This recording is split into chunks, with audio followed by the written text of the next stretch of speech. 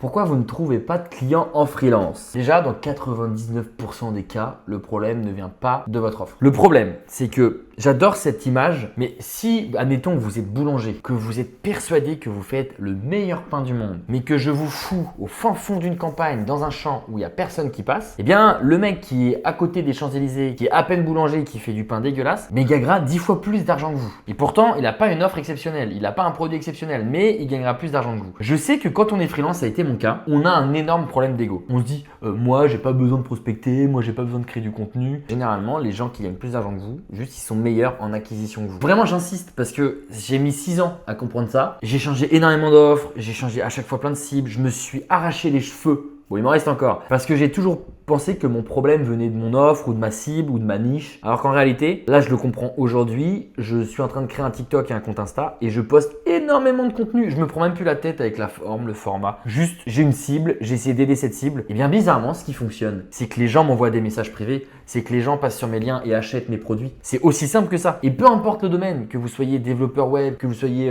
responsable marketing, freelance, etc. Peu importe le domaine, vous devez être le plus visible en face de la bonne cible. Donc 80% de votre temps, ça devrait être de l'acquisition. Je vais être un peu plus cash, mais si vous regardez cette vidéo et que vous vous dites oui, bon moi, j'ai pas envie de faire mon influenceur, j'ai pas envie de créer du contenu, très sincèrement, vous n'êtes pas fait pour être freelance. Parce que pour moi, un freelance, c'est un entrepreneur qui veut uniquement faire des choses qui lui plaisent. Un entrepreneur, pour vivre et pour survivre, il doit faire des choses qu'il n'aime pas au début. Et surtout parce que je pense que vous ne voyez pas la création de contenu de la bonne manière. La création de contenu, c'est pas dire coucou les petits loups, voici un code promo. Non, partez du principe que vous avez votre client qui est en face de vous, il a plein de problématiques à résoudre et vous, eh bien, vous vous filmez en train de résoudre ces problématiques. Et vous essayez de créer énormément de contenu pour être dans une démarche d'aider votre prospect idéal. Exemple, je ne suis pas prof de sport, mais admettons, je suis coach sportif et que je veux aider des gens obèses à maigrir. Si je commence à faire du contenu de bodybuilder,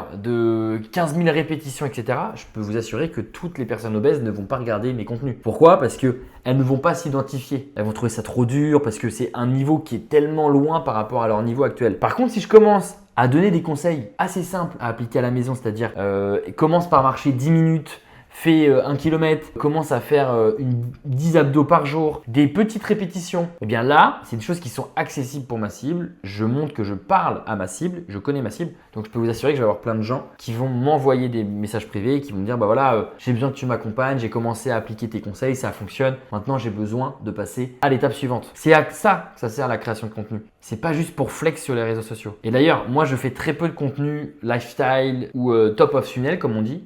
Juste, je prends ChatGPT, je décris la cible à ChatGPT et je lui dis voilà, donne-moi les 50 problématiques les plus profondes de ma cible. Et vous allez très vite voir que généralement les problématiques se ressemblent. Ça veut dire que c'est les problématiques que vous devez traiter limite tous les jours au quotidien dans vos contenus. Apporter des solutions, donner des conseils applicables et actionnables. Et ensuite, moi un truc qui a très bien marché pour moi, surtout pour les métiers créatifs et ceux qui n'ont pas besoin d'avoir énormément de clients pour vivre, donc typiquement les freelances à étiquette, ceux qui vendent des offres à 2000, 3000 euros, bien là la prospection. Entraînez-vous à prospecter. Et limite, votre priorité, vous levez le matin, c'est pas de checker LinkedIn, c'est pas de regarder vos notifications. Vous vous levez le matin et votre seul job, prenez un petit café quand même, et votre seul job, avant de faire d'autres tâches, c'est d'envoyer 10 messages à des prospects. Comment vous faites ça? C'est très simple. Moi, je vais sur LinkedIn, j'ajoute des prospects qualifiés et puis en fait, je fais ça tous les jours et puis à force, j'accumule des prospects et puis tous les jours, j'engage une conversation avec un prospect. Je parle de l'entreprise du prospect, je parle du service, du produit du prospect. Je lui apporte des idées. À l'époque, moi, je faisais de la 3D, donc j'apportais des idées de vidéos directement.